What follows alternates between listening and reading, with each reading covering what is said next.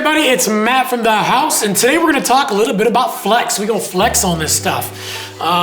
Flex is basically something that's super important, and it kind of tells your equipment, how to ride and what to do. Everything's got a certain amount of flex, whether it's your binding, whether it's your boot, and especially when it's your snowboard. And that basically kind of tells your snowboard exactly how it's going to ride. And we're going to check out why it's important to you and how your equipment rides, compared to your body and your riding style too. So let's check this stuff out.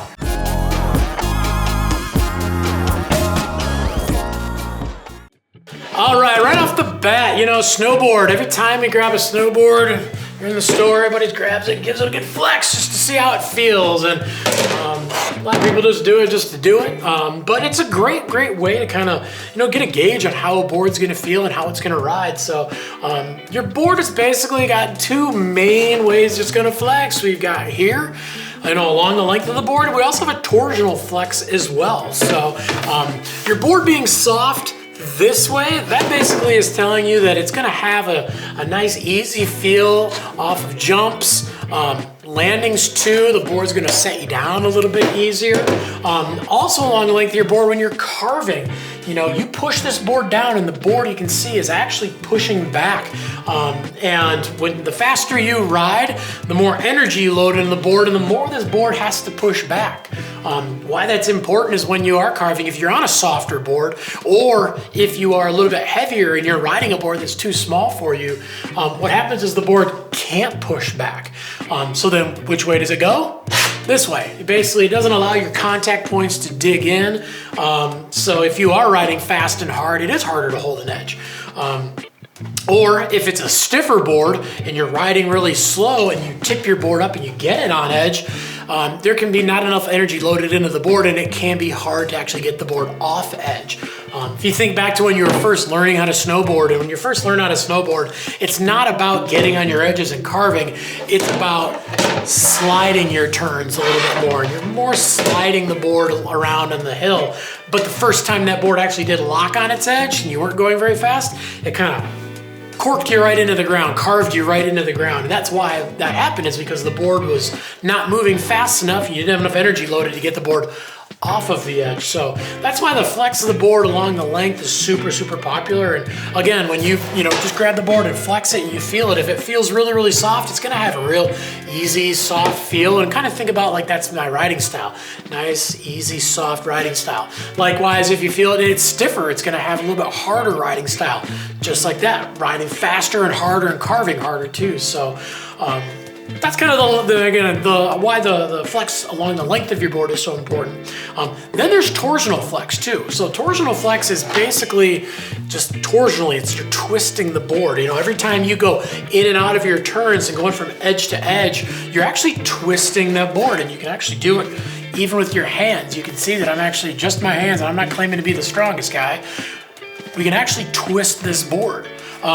So why that's important is as you're going from edge to edge, if your board is stiffer torsionally, when you go to initiate your turn from your toe set edge to your heel set edge, that means the board's gonna go quicker. Likewise, if it's softer, the board's gonna have a little bit smoother feel. And it's just kind of a personal preference when it comes down to it. And a lot of the companies, usually the flex is gonna match the riding style of the board, but you could get into, like the Space Metal Fantasy, like more of a park board, might be a little bit softer, but a very similar board at a similar price range from another company, maybe they want it to be a little bit stiffer. But it just really kind of goes right along with the boards in general. And what they put in the board makes a big difference too. For instance, if you actually add carbon strips along the board here, that's not going to mess with the board torsionally. If you kind of think about it, you got two pieces of carbon and they're twisting, they're not doing anything across the middle of the board. If we put them on an X going across the board, now that's gonna send that energy across the board. So it's pretty cool. Snowboard companies can really dial in the flex of the board, with the, you know, fiberglass, with the carbons, even with the thickness of the core, you can actually, you know, give the board specific flexes and specific feels in specific places. All right, cool. Next up, we're gonna check out bindings, you know, and a lot of people don't realize that, you know, yeah, there's definitely some flex and bindings. And it's very, very similar to snowboards, and we're gonna even see that in the boots too. The stiffer it is, the less it's gonna flex, the quicker it's gonna be. Whether it's your high back, which that's gonna be the main thing that you're gonna look at, and that you're gonna notice is that high backs, you know, you want them to be stiff when you lean back on them. That's how you get your pressure on your heel side edge. You know, like we've said in some of the other videos, you know, it's real easy to get all your weight on your toe side edge and dig that into the snow. But if you ever tried standing on your heels, it's not as easy. All your weight doesn't stay over your heels like it does on your toes. That's toes. Heels, you lean back. So high back is there to give you that pressure and help push down on the heel loop, lift that toe edge and give you the leverage to dig in on your heel side edge. So that's why it's important to actually have a high back that has stiffness when you lean back on it, so the binding isn't giving.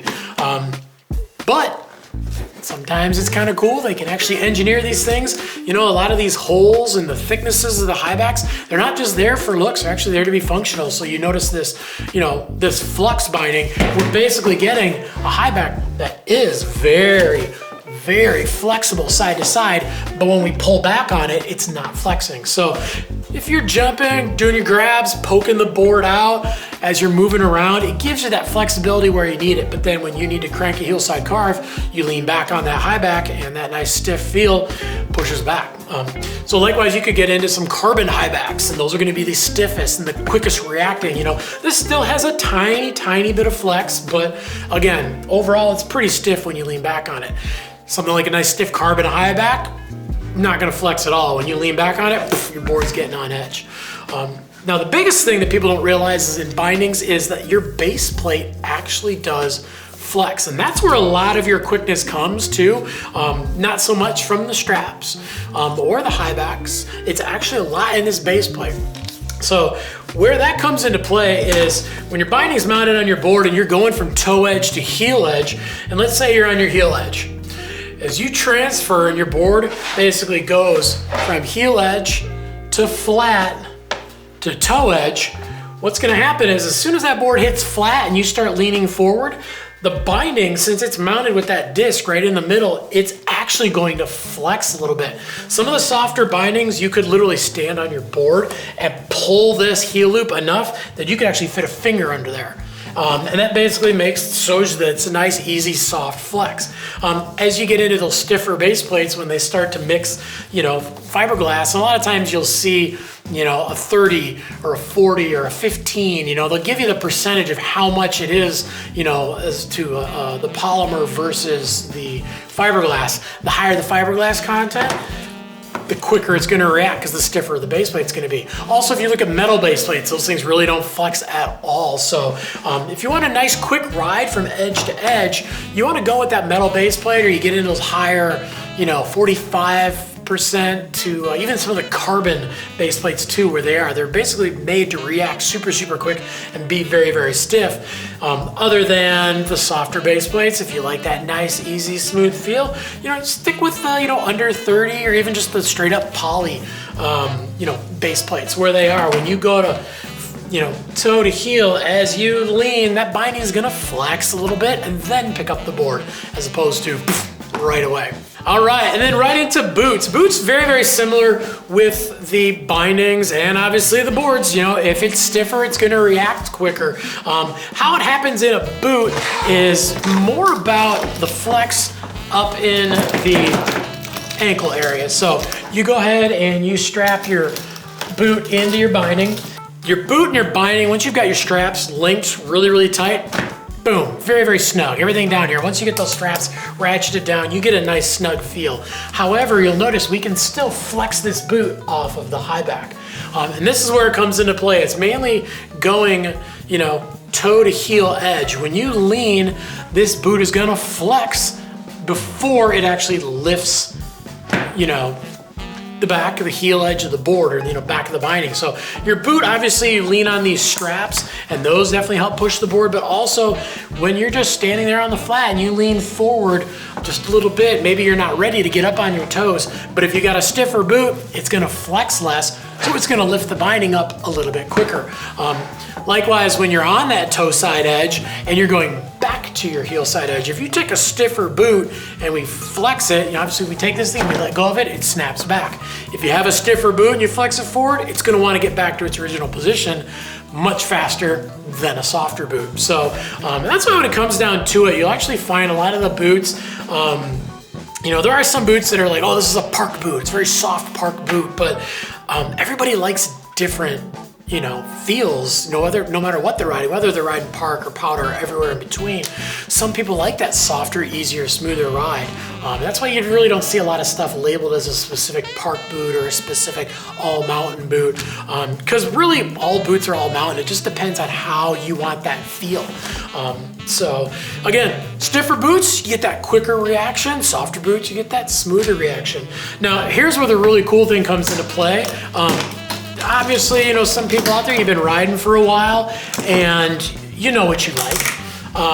And as you're looking through the products and you're looking at those flex ratings, most of them are a flex of 1 to 10. 1 is the softest, 10 being the stiffest, 5 right smack dab in the middle. So you can look at a lot of those numbers.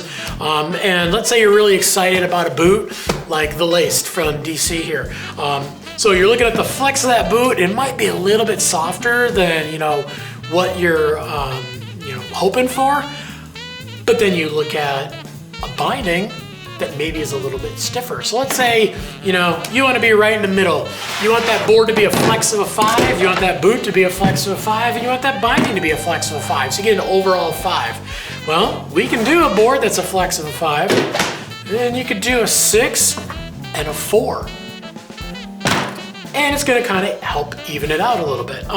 So the nice thing is they do have the different flexes and the different feelings in in all of your products, but you can really fine tune it and kind of get it set to the way you like it. Some of the, binding companies, you can move your straps around. If you actually have your strap up higher, it'll feel a little sturdier. If you move it down, you'll give you a little bit more flex side to side. Boots, some of them actually have parts that you can pull out of the boots to make them softer or put them in. 1, 2, however, fully customize the flex of your boot. But at the end of the day, the flex about all of your stuff is that's really what, tells your equipment how it's gonna ride. And it just helps you, make more of a, educated decision when you're going to buy a board, boot and bindings, and you can really kind of figure out, hey, this is my riding style, and, maybe I want a stiff binding, but I want more of a medium boot. And you can really fine tune your gear, kind of to ride the way you want it to ride. Yeah, flexing, like I said, it's definitely a really, really good thing, and a lot of it goes into a lot of these products more than you actually think it does. All right, well, thanks for checking out our video on flex when it comes to your snowboard hard goods. If you got any questions about any of the stuff and, any of the boards, the boots, the bindings we have on thehouse.com and, how they're gonna flex and how they're gonna feel and what it means to your riding, leave us a comment down below. We're on there every day trying to answer your questions, make sure we get you into the right combo of flex in all your equipment so, it fits your riding style. Like, subscribe, get that bell on so you can find out when our new videos drop. And no matter what kind of flex and feel you like in your boards, boots, and bindings, get out and ride. Because any day of riding, it's a good day of riding.